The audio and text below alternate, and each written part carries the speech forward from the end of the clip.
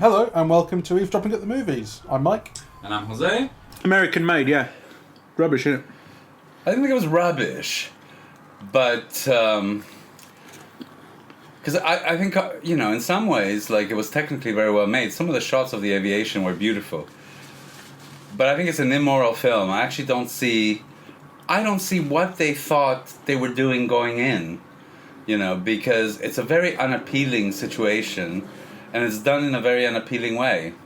I mean, the whole plot is about this airline pilot who seems to get drawn in by the CIA to take aerial photographs of revolutionaries in Latin America, which might be seen as patriotic, though certainly not by Latin Americans, But then it becomes just ugly. It becomes this story about this guy who gets drawn into the drug trade, who revels in the excitement and the danger and the money, right? And loses everything at the end. Spoilers. Spoilers. So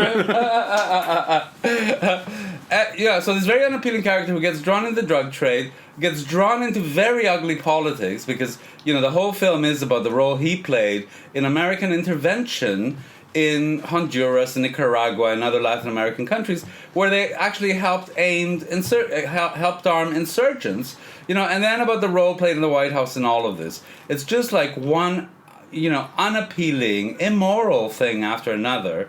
And in the meantime, in the personal story, it's a guy who has a very nice suburban house, and at the end, basically, his wife is once more working at Kentucky Fried Chicken, but she's got a diamond bracelet. So what's the point of the story, right? It's just kind of... It felt icky to me. It felt like there were moments where I was appalled by what I was seeing. and one of the things that appalled me was not just the politics of it, actually, but also the way that all the Latin Americans were represented in it.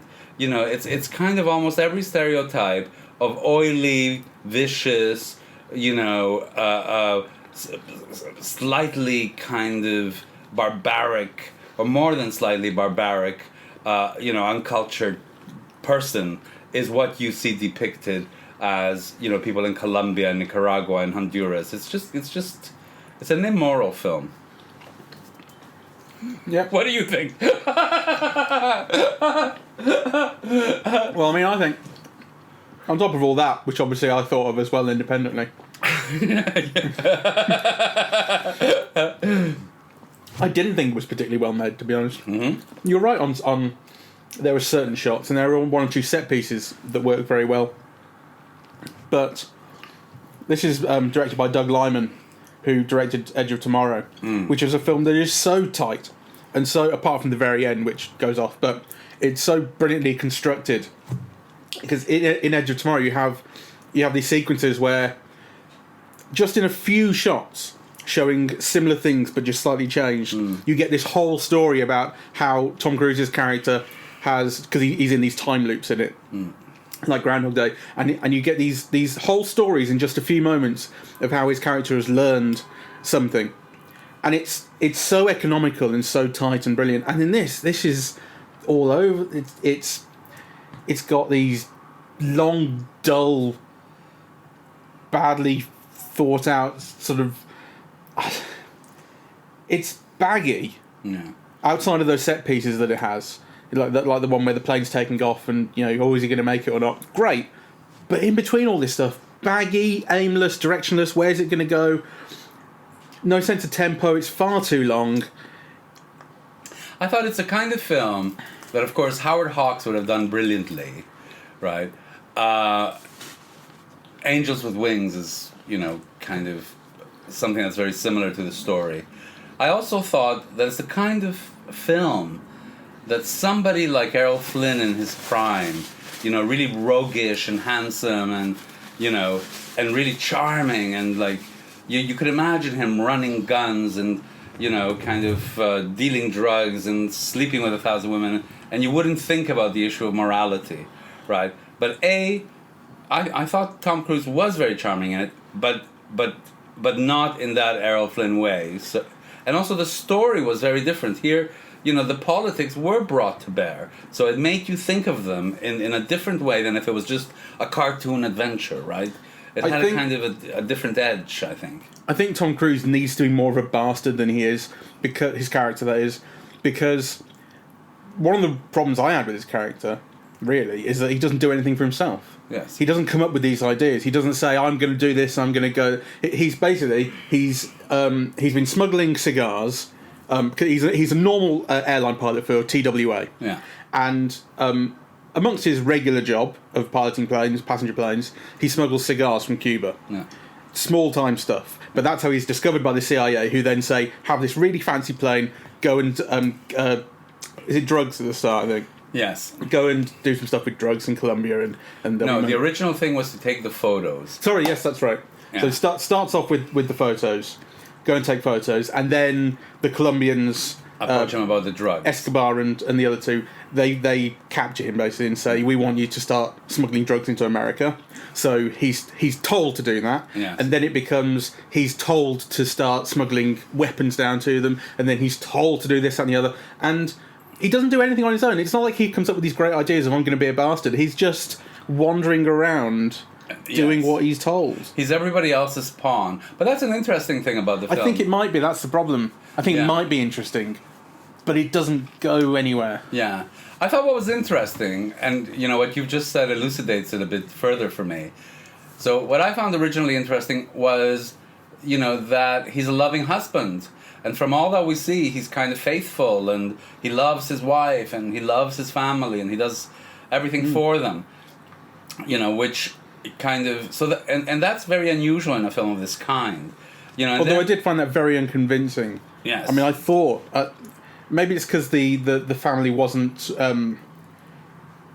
maybe it wasn't portrayed well enough, but I just didn't find anything that believable. I thought that he was going to be sleeping with stewardesses and Christ knows what. Well, you have to just take it on faith that he loves his family. The casting of his wife is a problem. Yeah. Is what all I was saying to you earlier was she's 25 years too young. At least, right? So she's too Well, she's young. she's not a teenager. Well, but he's 55 and she's no more than 25, so that's 30. Yeah. So she might be in her 30s. Well, I'm going to Let's find look her out. Because that's what we do. yeah. Sarah Wright, she's 33, Okay. which is 20 years too young. 22. How accurate do you need it to be? Well, you bring it up. So she's anyway. The point is, she's way too young for him, and also she's too generic. Yeah. She's like the television blonde leggy actress whose name, whose face I can't remember now, much less her name. Right, and we've just seen the film, and already you can't remember her. I mean, she's that type of pretty blonde, leggy blonde that you see on television all the time, and she's not bad.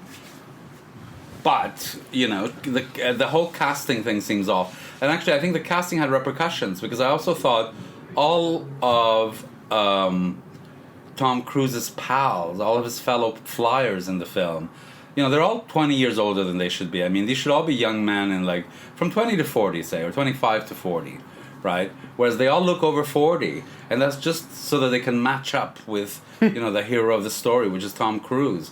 So actually, I think in that way, the film loses appeal on many, many levels. Anyway, it was a big disappointment because I'm a fan of Tom Cruise's. Unless the real guy was actually that old.